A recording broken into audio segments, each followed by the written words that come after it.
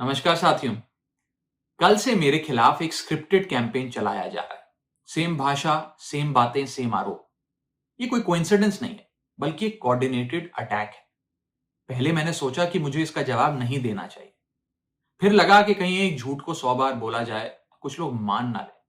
इसलिए मैंने सोचा कि जवाब दूं। आम आदमी पार्टी ने 3 आरोप लगाते हुए यह कहा कि इन 3 आरोपों की वजह से हम राघव चड्ढा को पार्लियामेंट में बोलने का मौका नहीं देंगे। राघव चड्ढा के पार्लियामेंट में बोलने पर रोक इसलिए लगाई गई क्योंकि उन्होंने ये 3 गलतियां करी। मैं एक एक करके इन तीनों पर आपसे बात करना चाहूंगा।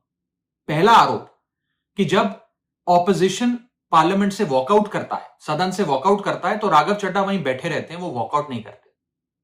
यह सरासर झूठ है, सफेद झूठ। मैं चुनौती देता हूं, एक इंस्टेंस, एक दिन ऐसा बताइए जब ऑपोजिशन ने वॉकआउट किया हो और मैंने उनका साथ ना दिया हो, मैं साथ में वॉकआउट नहीं किया हो।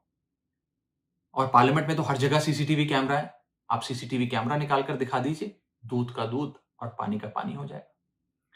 दूसरा आरोप लगाया कि राघव चड्ढा ने चीफ इलेक्शन कमिश्नर के इंपीचमेंट मोशन पर, यानी कि मुख्य चुनाव आयुक्त को हटाने वाली जो याचिका थी, उस पर साइन करने से मना कर दी। दूसरा सफेद झूठ। ना मुझे आम आदमी पार्टी के किसी भी नेता ने इस मोशन पर साइन करने के लिए कहा, ना औपचारिक तौर पर कहा, ना अनौपचारिक तौर पर कहा। और आम आदमी पार्टी के राज्यसभा में कुल 10 सांसद हैं, जिनमें से 6 या 7 सांसदों ने इस मोशन पर खुद ही साइन नहीं किया। तो भला इसमें मेरी क्या गलती? खाली सारा दोष मुझ पर ही क्यों मढ़ा जा रहा है? और इस मोशन के लिए राज्यसभा में कुल 50 सिग्नेचर चाहिए होते हैं, यानी कि 105 विपक्षी सांसदों में से मात्र 50 सिग्नेचर से ये याचिका पूरी हो जाती। तो इतना शोर क्यों? और तीसरा आरोप जो मुझ पर लगाया गया वो ये था कि राघव चड्ढा डर गए हैं और इसलिए वो बेकार मुद्दे उठाते हैं। पहली बात मैं बता दूं कि मैं पार्लियामेंट में शोर मचाने, चीखने, चिल्लाने, माइक तोड़ने या गाली देने नहीं गया। मैं वहां पर जनता के मुद्दे उठाने गया हूं, लोगों की बात करने गया हूं। और मैंने कौन सा मुद्दा नहीं उठाया?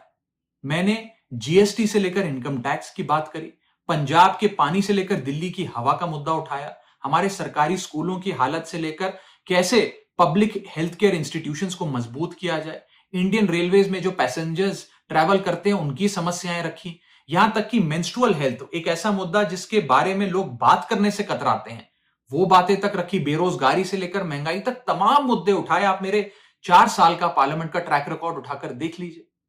और मैं पार्लियामेंट में इंपैक्ट क्रिएट करने गया हूं, मैं पार्लियामेंट में रकस क्रिएट करने नहीं गया। ये टैक्स पेयर के पैसे से जो पार्लियामेंट चलती है, उस टैक्स पेयर के मुद्दे उठाने में पार्लियामेंट में गया हूं। अंत में मैं बस इतना कहना चाहता हूं कि जो लोग आज मुझ पर आरोप लगा रहे हैं, झूठे झूठे आरोप लगा रहे हैं, कि हर झूठ को बेनकाब किया जाएगा और हर सवाल का जवाब दिया जाएगा, क्योंकि मैं घायल हूं, इसीलिए घातक हूं।